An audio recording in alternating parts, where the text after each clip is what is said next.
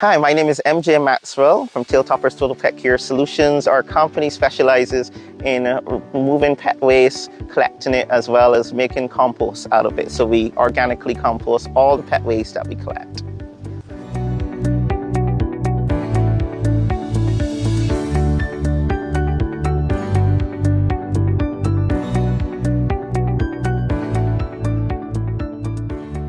As simple as it would sound, yep, I was once a boy and I remember my folks asking me, hey, you know what, you have to go and look after the dogs. So that was my job. That was my chore. And I would often have to go out there and I would have to collect that dog waste, using just maybe a shovel and a bent L-shaped metal, and you're raking it. But then there was obviously questions as to what would you do with it? And my parents, unfortunately, maybe like many other parents at that time, would opt to tell me that, hey, just use sand, get sand and put it inside the bag. And we were doing what everybody else does, put it inside their garbage, which is not really good. And, so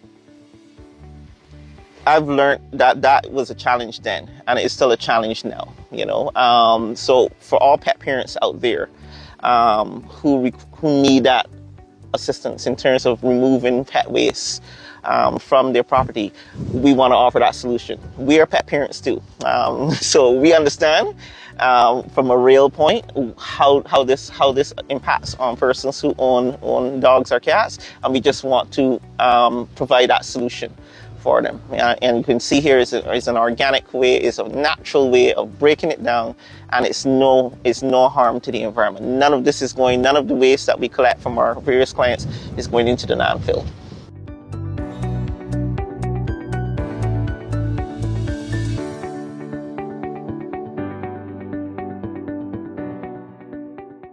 I guess composting scares a lot of people, but it's not as complicated as people would envision it to be. Basically, how the compost process works is that you need certainly nitrogen. You need a combination of nitrogen. You need a combination of carbon, all right, and also oxygen as well, all right.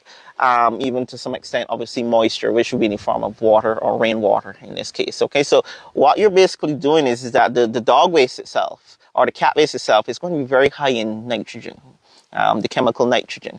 And then, of course, the carbon will be in the form of brown leaves, anything that's brown. The brown leaves, the brown grass, anything like that. And we will combine that. We want to get a really nice ratio of 2-to-1. So we want to have at least 2 parts of the carbon, then to the nitrogen, okay? So you want to have that nice ratio, that nice combination of both nitrogen and carbon, and along with the oxygen that we will have passing through our compost bins, all right? Once we add that compost or that dog waste or cat waste to the compost bin, and we have all of those, the grass clippings, the leaves that we've accumulated, and we cover that and we set it up in such a way, then what happens then, because of the microorganisms that are working naturally inside the compost, that's going to raise the temperature of the compost. All right. So ideally, what we really want to do is that we want to reach a temperature of 141 degrees Celsius, or Fahrenheit, sorry, which is about 60 degrees Celsius. We want to maintain that temperature for about 3 to 5 days. And that's why we have these thermometers inside the compost bins. Once we've completed building the compost bin, we will then insert that thermometer inside the center, because that is where the core, that's where the heat and the temperature is the most. And we will want to monitor that. We will also place the thermometer on the outside just to make sure that we have the temperature just where we want it to be. But it's 141 degrees Fahrenheit that we're looking for, which is 60 degrees Celsius. We want to maintain that for about 3 to 5 days. The reason why we want to do that is because at that temperature, the bacteria, the E. coli, all of those dangerous parasites and bacteria cannot exist at that temperature. So in essence, we kill that bacteria, and then as a result, then all we are left with is that pure, natural, organic waste. And then that breaks down naturally. It just falls away over a period of time, and it's no more.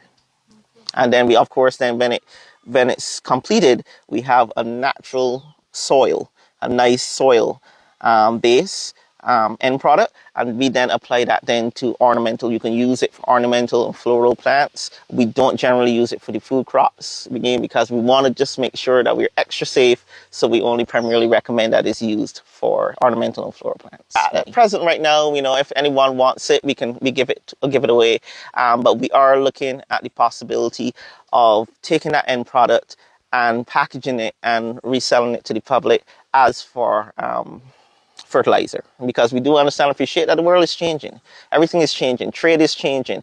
Our traditional shipping lanes, where we would get items from, have been disrupted, and they continue to be disrupted with tariffs and everything else. So we understand and appreciate that persons are not going to be able to source their traditional fertilizers in the coming years, and we want to empower the average Barbadian that, hey, there are alternatives, and if we can manufacture that and make it here from using a byproduct of simple dog and cat waste, but then I think what that is simply going to do is going to help us then to reduce our import expenses, and so that we can make it here and it's 100% local, 100% available, and it would definitely alleviate some of that stresses associated with sourcing fertilizers in the coming years.